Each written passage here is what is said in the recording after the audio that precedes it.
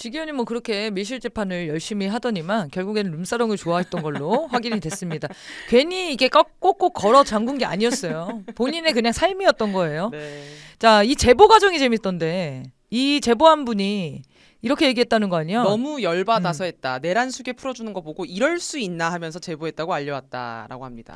이렇게 지기현과 같이 놀던 분도 이건 아니다.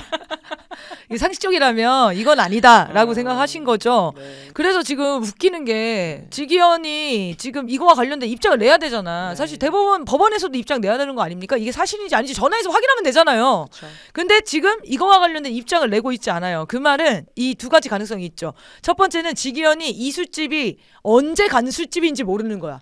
너무 자주 가서 내가 뭐 어떤 날을 말하는 거지? 이런 기억에 혼돈이 있거나 아니면 두 번째는 걸리면 안 된다는 거겠죠.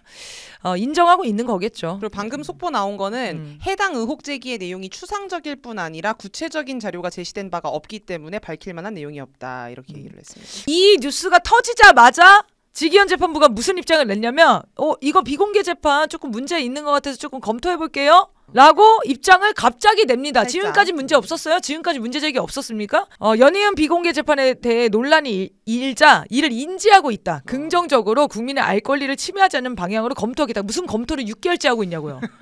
국민들이 지금 와서 요구하는 게 아니잖아요. 그리고 이미 내란 수계는 풀려났습니다. 탈옥됐습니다. 지기현 때문에. 그때도 비공개했던 재판이에요. 네. 근데 룸사롱 접대가 공개됐다. 큰일 났다. 이거 분명히 나 진짜 죽었다 라고 생각하니까 이제 좀 공개해서 국민들이 이 재판을 다 보게 해드리겠습니다 라는 입장을 낸다는 겁니다. 그 말은 뭐냐?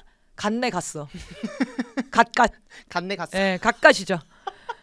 그래서 지기현은 즉각 탄핵시키고 직무정지 시켜야 됩니다. 아니 처벌해야 됩니다. 이거 아니, 무슨 뭐 청탁금지법이라 너무 많아요. 상식적으로 생각해보세요. 그 공무원 수사에서. 사회에서 이런 제보가 있었다, 이런 의혹이 제기됐다. 그러면 일단 직무정지 시키고 감찰하는 거예요. 그렇죠. 근데 지금 재판부에서 법원에서 그거를 자체적으로 진행 못한다? 그러면 탄핵을 시키는 거죠. 이 자는 반드시 처리해야 됩니다. 조의대 없는 조의대 청문회 얘기 좀 해볼까요? 여러 가지 얘기들이 많이 나왔어요. 복사량이 너무 많아가지고 사실은 저것 때문에 사실 자살하시는 분들도 저 노조 안에서 진짜 맞습니다. 많고 막 그래요. 업무량이 너무 많아서. 그러니까 1년 얘기를 너무 다 정확하게 아시는 거예요. 네. 사실은. 지금 온라인상으로도 지금 온라인화 하지 않았기 때문에 했는지 확인이 안 되기 때문에 그것도 모르는 일이다. 그래서 재판 과정의 그 자료들을 전혀 보지 않고 판결문을 냈다는 겁니다.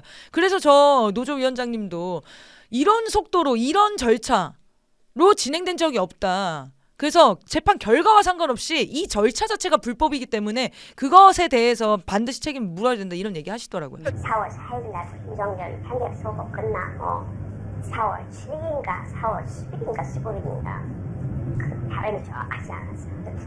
그때 조희대 대법원장하고 자우장위원장하고 그다음에 김치식이하고 한덕수하고 목적 4명이 잠식을 먹었다 이거지. 그 자리에서 조희대가 그런 말을 했다는 거야. 이재명 사건 대법원에 올라오면 대법원에서 처리해서 알아서 처리한다. 그런 얘기 했다 글쎄. 조희대, 정상명, 김충식, 한덕수가 만나서 그 자리에서 조희대가 이재명 사건 대법원에 올라오면 내가 알아서 처리하겠다. 이런 얘기를 했다는 얘기를 들었다라는 녹취예요. 네.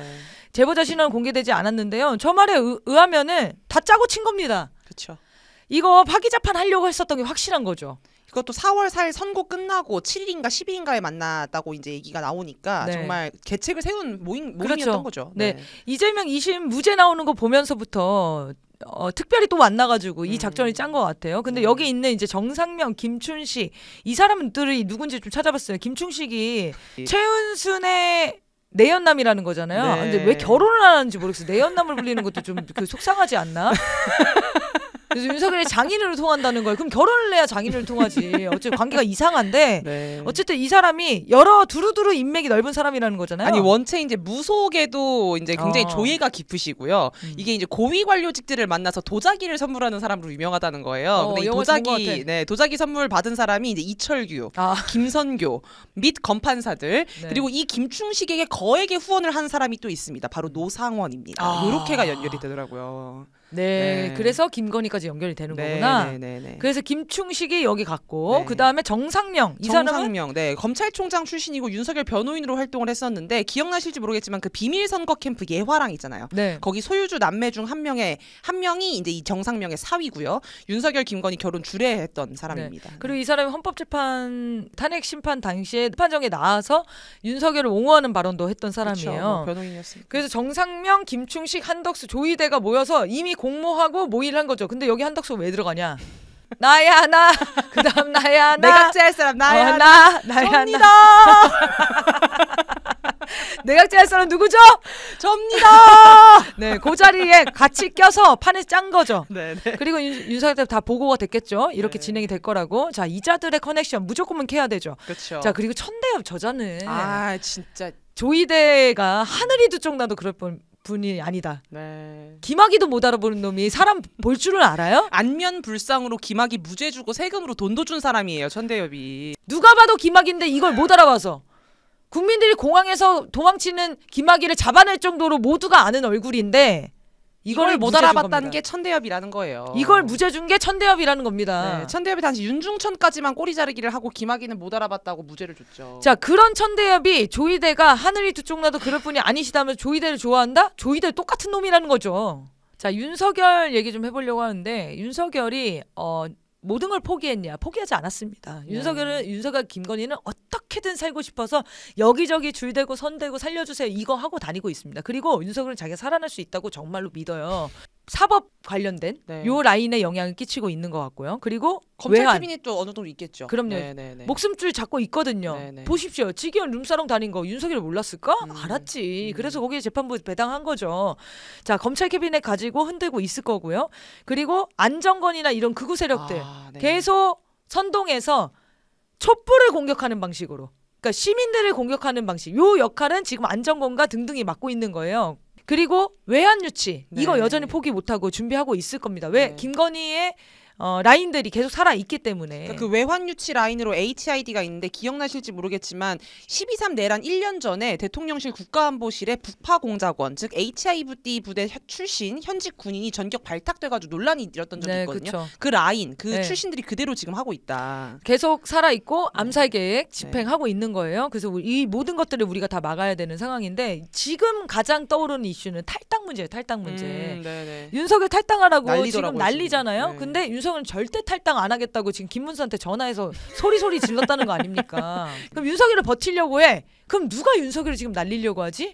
김문수도 그거와 관련해서 입장을 못 내. 김용태가 지금 날리려고 하는 건가요? 35세 김용태가? 그럴 리가 있겠습니까? 지금 이 판은 윤석열을 쳐내고 가야 된다예요. 이거는 사실 윤석열 탄핵 전국부터 내내 그 전략이었습니다.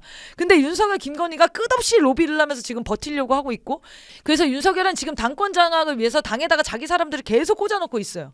장해찬도 복당을 했어. 장해찬이 누군지 아시죠? 네. 우리 저기 야설. 난교회찬이죠. 난교회찬이 한동훈 게시판 이거 맨날 물고 늘어지고 윤석열 입을 자처한 자 아닙니까? 그런데 장해찬도 지금 복당 신청을 해서 복당이 됐어요. 네. 그리고 이준석도 징계 처분이 취소가 되었고요. 이것도 아주 웃기죠. 이거 네. 오늘 난 다 거거든요. 지금 방금 속보 뜬 거예요. 이준석이 징계 처분 취소를 받았습니다. 국힘에서. 개혁신당 아니세요? 개혁신당의 대선 후보인데 국민의힘에서 징계 처분 취소를 이준석을 해줘. 네. 이걸 왜 해줬을까? 이거 왜냐면 단일화 해야 되거든요. 네. 자, 단일화 흐름, 단일화 압박 흐름, 윤석열 탈당 흐름, 탈당 압박 흐름 이게 지금 판이 짜여지고 있고 그 방향으로 또 속도를 내고 있어요. 자, 그래서 이 지침들이 지금 떨어져서 버티고 있는 중인데 아주 의미심장한 건 이겁니다. 김용태가 윤석열 탈당하라고 계속 매일 그 입장 내고 있거든요. 네. 그러면서 뭐라고 자신 있게 얘기하냐면 목요일까지 정리하겠다. 오늘까지 정리하겠다. 하고 오전에 기사를 보니까 김문수가 조셉윤을 만나. 우리가 그 자주 얘기했던 대사대리 조셉윤. 보이는 네. 손. 지금 모두가 보이는 손 아닙니까? 이 정도면은. 자, 김문수가 조셉윤 만나서 미 대사대리 만나서 지금 보고하러 가는 겁니다. 네. 그 보고하러 가는 길 사이에 이정현이 윤석열 자진 탈당해라 이준석에게 공식 사과해라라고 입장 막 나오고 있죠, 입장이 지금. 나오고 면전에 대고 얘기하고 김용태 정리되고 이준석 정리되고 장해찬 정리되고 요게 요 사이대로 다 가고 있는 거예요. 그런데 다르게 생각해 볼 수도 있어요. 김문수가 보고하러 가는 게 아니라 조인트 까이러 가는 걸 수도 있어요. 자, 이런 상황이다. 그래서 미국이 보이지 않는 손이어야 되는데 보이는 손이야, 보이는 손.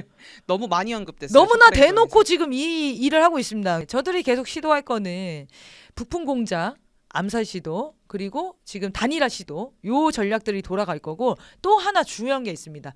촛불을 분열시키는 거예요. 네. 사실은 조선일보가 딱 기사를 냈었어. 예를 들면 진보당이랑 같이 선거를 뛴다 하니까 통합진보당이 전신이 빨갱이, 종북 빨갱이 진보당이랑 뭐 어떻게 이석기 하냐, 내란당 이런 얘기하면서 그런 식으로 보도를 냈거든요. 아무 영향이 없어. 그렇죠. 그래서 이 공작은 이재명이 손절치게 하게끔 하는 여러 가지 사건들을 아마 폭로하거나 만들어서 공작할 수 있습니다.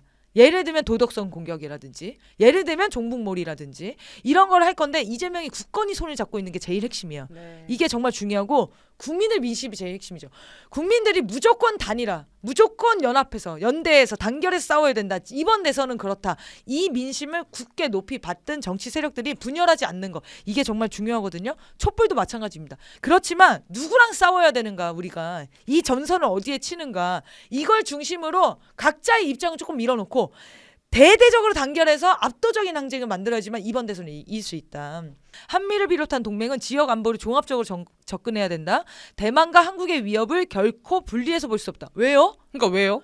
주한미군이 나가고 미국의 대중 적대 정책이 철회되면은 우리나라랑 중국이랑은 아무 상관이 없어요. 그리고 이런 얘기를 해요. 다음 한국 대통령은 한국군이 동시다발적인 위기에 준비가 될 수 있도록 노력해야 된다. 아니 왜요? 우리는 안 싸울 건데 왜요? 네. 미국이 싸우고 있는 거에 왜 우리가 동참을 해야 됩니까? 이런 방식으로 미국은 끊임없이 내정 간섭을 시도하고 있습니다. 다음 정권은 무조건 대만, 중국 전쟁 나면 대만 편 들어라, 미국 편 들어라, 이거 명령하고 있는 거 아닙니까? 자, 이런 식으로 반중전선에 무조건 참여하고 미국의 이익에 복무할 정권. 근데 이거 국민들이 용납을 안 하잖아요. 국민들이 용납하지 않기 때문에 이재명 후보 같은 경우는 민심을 업은 후보예요. 당연히 국익을 지키는 방향으로 선택할 수밖에 없을 겁니다. 우리가 그렇게 만들 거니까. 미국이 두려워하는 건 이겁니다.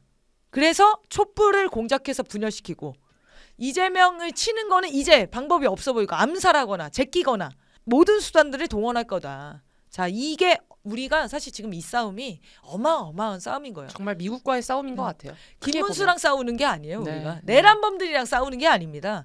미 제국주의, 미국의 이익을 관철시키기 위해서 동맹국을 수탈하는 지금의 저 트럼프 정권과 이전 바이든 정권, 네오콘들, 이 모든 세력과 우리가 싸우고 있는 상황이에요. 일본의 군국주의, 모두가 우리나라를 지금 호시탐탐 노리고 있죠. 그래서 차기 정권은 무조건 우리 국민들이 압도적인 대선 승리로 절대 이런 압박에 굴하지 않고 흔들리지 않을 그런 강력한 정권을 세워야 된다. 그래서 너무 중요한 게 촛불과 선거입니다.